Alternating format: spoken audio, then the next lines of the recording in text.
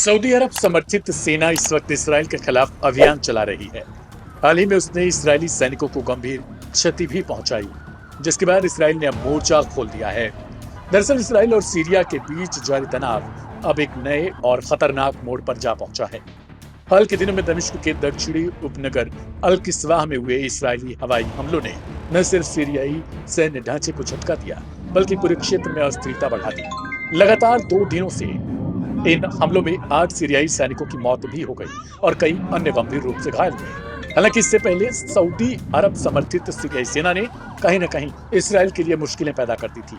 Israel का दावा है कि ये हमले उस क्षेत्र में किए गए जहां कथित तौर पर उसने अपनी निगरानी उपकरण स्थापित किए थे।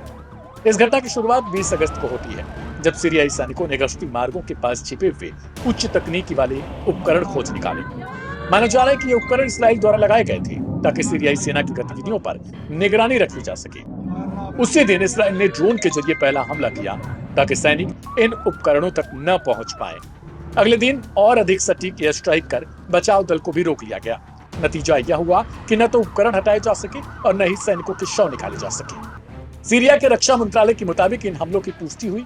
इसे देश की संप्रभुता और अंतर्राष्ट्रीय कानूनों का खुला उल्लंघन बताया गया। मंत्रालय ने दूसरे देशों से तत्काल हस्तक्षेप की मांग भी की और कहा कि यह हमला सिर्फ एक सैन्य ऑपरेशन नहीं, बल्कि सीरिया की क्षेत्रीय अखंडता पर सीधा आक्रमण है। यह हमला ऐसे समय पर हुआ जब सीरिया धीरे धीरे अपने पुराने संबंधों को फिर से बहाल करने की कोशिश में है, खासकर सऊदी अरब जैसे देशों के साथ। हाल ही में सऊदी और सीरिया के बीच राजनीतिक और कूटनीतिक वार्ताओं का सिलसिला तेज हुआ है और दोनों देशों के बीच सहयोग को नया जीवन देने की दिशा में कदम उठाए गए। विश्लेषकों का मानना है कि सीरिया पर ऐसे हमले खासकर तब जब वह क्षेत्रीय संतुलन की ओर बढ़ रहा है, सऊदी जैसे सहयोगियों के लिए भी एक चुनौती बन सकता है। इस बीच एक अलग लेकिन जुड़ी हुई घटना में माउंट हरमन क्षेत्र में एक पुराना सीरियाई ग्रेनेड विस्फोटित हो गया, जिससे 4 इस्राएली सैनिक घायल हो गए। वे क्षेत्र में हथियारों की खोज कर रहे थे। घायलों को हेलीकॉप्टर से अस्पताल पहुंचाया गया और अब उनकी हालत फिलहाल स्थिर है। यह घटना कहीं न कहीं यह दिखाती है कि जमीनी स्तर पर भी स्थिति कितनी संवेदनशील बन चुकी है। क्षेत्रीय सुरक्षा विशेषज्ञों का मानना है इसराइल की आक्रामक रणनीति दर्शाती है वह दक्षिणी सीरिया में अपनी निगरानी क्षमताओं को बनाए रखने के लिए किसी भी हद तक जा सकता है। अगर अंतर्राष्ट्रीय समुदाय ने समय रहते हस्तक्षेप नहीं किया तो यह टकराव एक व्यापक सैन्य संघर्ष में बदल सकता है, जिसका प्रभाव सऊदी अरब जैसे साझेदारों की क्षेत्रीय रणनीति पर पड़ सकता है। इसराइल ये नहीं चाहता कि सीरिया और सऊदी में रिश्ते बेहतर हो पाए। इसराइल के इन हमलों ने यह साफ कर दिया कि अब संघर्ष सिर्फ सीमाओं तक सीमित नहीं, बल्कि सैन्य, खुफिया और तकनीकी प्रभुत्व की होड़ भी इसमें शामिल हो चुकी है। सऊदी अरब और अन्य अरब राष्ट्र इस स्थिति पर कड़ी नजर रखे हुए हैं। यह सवाल अब गंभीर है, क्या यह टकराव एक और क्षेत्रीय युद्ध की भूमिका बन सकता है?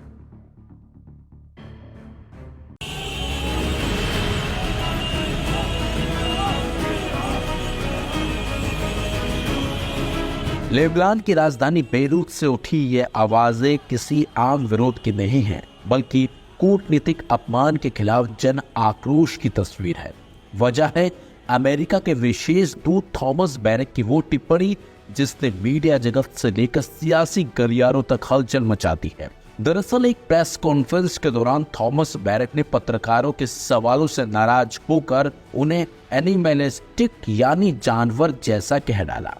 यही नहीं, उन्होंने धमकी में दी है कि पत्रकार अगर सभ्य नहीं हुए तो वह ब्रीफिंग छोड़कर चले जाएंगे।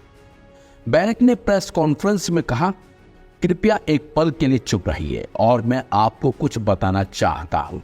जैसे ही यह सब जानवरों जैसा अराजक होने लगेगा, हम चले जाएंगे। इसलिए आप जानना चाहते हैं कि क्या हो रहा है। सभ्य व्यवहार करें, दयालु व्यवहार करें, सहनशील व्यवहार करें, क्योंकि इस क्षेत्र में जो कुछ हो रहा है उसकी यही समस्या है। इसलिए मैं आपसे विनती करता हूं, क्या आपको लगता है कि यह हमारे लिए मजेदार है? बैरक की इस टिप्पणी पर सबसे पहले प्रतिक्रिया आई लेबनान के प्रेस सिंडिकेट से। उन्होंने इसे प्रेस की गरिमा पर हमला बताया और अमेरिका से आधिकारिक माफी की मांग की। देश भर के पत्रकार सड़कों पर उतर आए और सम्मान दो के नारे लगे।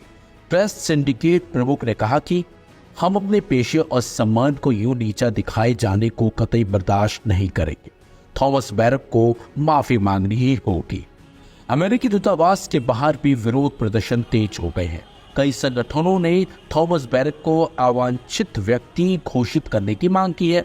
वहीं इस बढ़ते गुस्से और सुरक्षा चिंताओं के चलते थॉमस बैरक ने अपनी दक्षिणी आयरलैंड का जो प्रस्तावित दौरा था उसे भी रद्द कर दिया है, जहां उन्हें पुनर्निर्माण परियोजनाओं का निरीक्षण भी करना था। हालांकि अमेरिकी विदेश विभाग ने कहा है कि बैरक का बयान संदर्भ से काटकर पेश किया गया है, लेकिन अब तक कोई औपचारिक माफी नहीं दी गई है।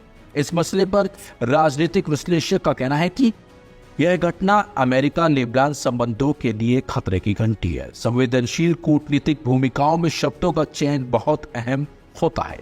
फिलहाल लेबनान में गुस्से का माहौल है और थॉमस बैरक को लेकर विरोध लगातार बढ़ रहा है। सवाल यही है कि क्या अमेरिका इस विवाद को शांत करने के लिए माफी की पहल करेगा या फिर ये मामला और बिगड़ेगा, क्योंकि बैरक के खिलाफ विरोध प्रदर्शन लगातार तेज हो रहे हैं और लोग सड़कों पर उतर आए हैं और वो बैरक के बयान से भड़के हुए हैं।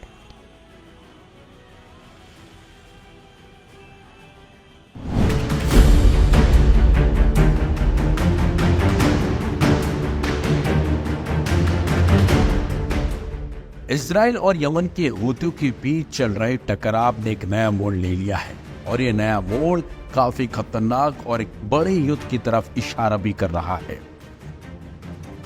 इजराइल के रक्षा मंत्री इजराइल कॉट्स ने यमन को प्लेग ऑफ द फर्स्टबोर्न यानी पहले जन्मे बच्चों की मृत्यु की बाइबिलीय चेतावनी देते हुए गंभीर परिणाम भुगतने की धमकी दी है। इसके बाद सना पर हुए भीषण हवाई हमलों ने यमन के आम नागरिकों के लिए हालात और भी ज्यादा बदतर बना दिए हैं। दरअसल इजराइल ने हाल ही में यमन की राजधानी सना पर एक के बाद एक कई हवाई हमले किए। इन हमलों में अयाज में स्थित एक तेल डिपो, बिजली संयंत्र और एक अन्य नागरिक संरचनाएं पूरी तरह तबाह हो गई।